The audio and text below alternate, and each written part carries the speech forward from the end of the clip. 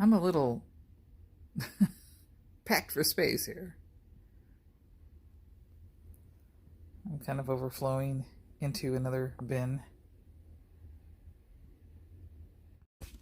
So my death pile was almost under control, and then the past few days I just added the suitcase isn't included, but yeah, I added to the death pile. But I did something that's going to help me get a little bit more organized. I have a lot of my boxes put over here temporarily because we built,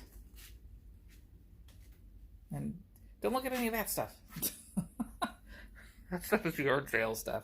Anyways, we built another baker's rack. And what this one is, I am going to store, except for the bottom, because that's like a Christmas tree for us, I'm going to store all my packing boxes. I still haven't come up with, are the small ones going here, or the big ones going up here. I don't know where I'm going to put different sizes. I've got to break down some of these boxes and a few behind me, and then I already have some flat ones that I got from the post office. I'm thinking maybe small boxes laying this way on this row, but then if I do that, what do I do with these big boxes? These are 2 boxes. This is small. I have a box of mediums. This box is, before I went part-time, when I was casual, I would sell vinyl and also 78 records. These are not, I won't get into that. 78 records needs a little bit a different type of box, but I used to sell LP records, and these are perfect mailers that I got off of Amazon for them. Have a FedEx box, but yeah, I have a lot to break down. I have a lot of priority boxes too that I ordered that have to set up in here. But that's going to get a bunch of things organized and out of the way. And I might even have, I'm hoping I still have this rack open, because I'd like to start like just putting shoes up there. New, old, what have you. It's a smaller size because I needed a larger size for that tree. So I'm like, I'm not going to be able to fit much in here, but we'll see. I was hoping to have some empty room for another bin, but I don't know if that'll happen. And this is I don't want to call it my shipping station. It's where I'm holding my boxes. We just needed storage for the Christmas tree. And I've got my smaller boxes broken down here. Some new ones that I haven't really gotten into there. Most of my priority mail is on this level. There is a few of the larger broken down boxes that wouldn't fit width-wise here. These are my LP mailers down here. This is a large, these aren't flat rate boxes, but they're just large priority mail boxes. I've got a few in the office that I have to move out here still. This smaller rack was going to be for overflow of for shoes. And clearly there's the beginnings of them. But I'm figuring I'm going to also have my packing paper and plastic wrap up there too.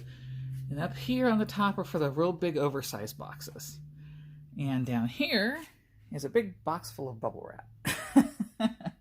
And I have I learned this from Harry Tornado for the electronics, the big ones that go in the big boxes, to use pool noodles instead of peanuts, those little other peanuts for packing.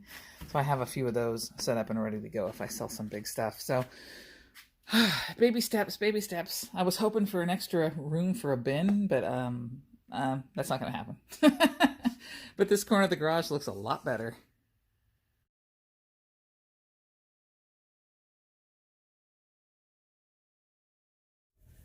On my way back from visiting my mom this week, and stopped by an outlet mall near me because I've heard that you can get some really good deals on shoes here and flip them. Went to the Nike outlet store, really didn't find any deals that were good enough for a flip. Almost just left, but then I went by the Converse store, which I didn't know there was one here, and found a pair. Most of them, it wasn't good enough to flip, but I found a pair that I might be able to make good money off of, but that's it. So still want to come back here. There's some good shopping here, just for personal use. So it's kind of a short organizational video, but I want to do a wet sole in this slowdown period, which is supposed to be picking up. It's Q4. I don't know what's going on, eBay. I swear they're trying to beta system on promotions, and it's a lot of people seem to be, their stores seem to be slowing down. Anyways, I'm going to drop a video here of my fastest sale ever. This is my fastest sale ever, which makes me think I really undervalued this. Got this for about $2.53 at a thrift store near me. It's like an unbranded leather motorcycle cap, cadet cap. And it sold within 10 minutes of putting it up. And I asked $14 for it, plus shipping. So I probably undervalued it. Oh well. I turned a profit, and so that's cool. I also sold a yard sale find. I picked up a Leapfrog learning drum for about $1 at the yard sale. Sold that for $15. That was a nice flip. I did some retail arbitrage a while ago at, I forgot if it was Marshall's, Burlington, or Ross. But I found this really cool Mariners Cooperstown jersey. And I sold that. I can't remember how much I paid for that. I want to say around $15 for it. And I sold it for $38. I sold a Diana Lynn record album, a 78 RPM record album. That's lotted up because I bought a bunch of 78s together, so I don't know how much I technically have into that, maybe $1 or $2 if that. Sold that for $7. I sold a Justin Turner autographed baseball. I got that through rewards points. My credit card was an extra basis credit card, and I would get these reward points that I used to be able to spend on buying tickets to baseball games like Angels or whoever. And for some reason, they're discontinuing that. So I'm like, okay. So I've got all these points, and I can't spend them on anything.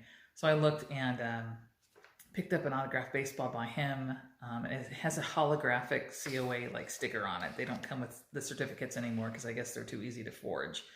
And Tammy didn't want it. So I'm like, okay, I'm going to put it up for sale.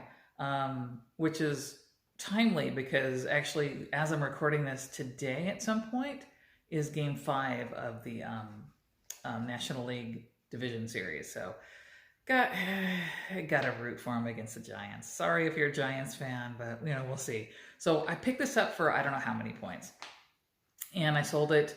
I took a best offer, believe, and it was $190 plus shipping. And lastly, I sold the Backwoods beanie that you might have seen if you watched the unboxing video. Posted that and sold it a couple days later for $10. I don't know how much money I have into it because I bought the whole box.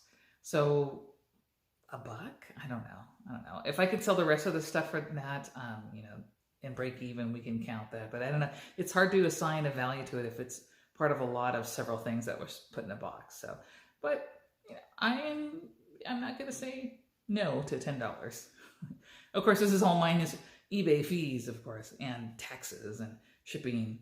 Although I don't believe I charged shipping for that one. No, I did charge shipping for that, so the buyer paid for that. And honestly, that's it for this week. I think it's been 2 weeks, actually, since I posted that. It's been a slow one since September. I'm hoping, I just keep listing and I keep listing and I keep listing. I'm hoping it picks up soon.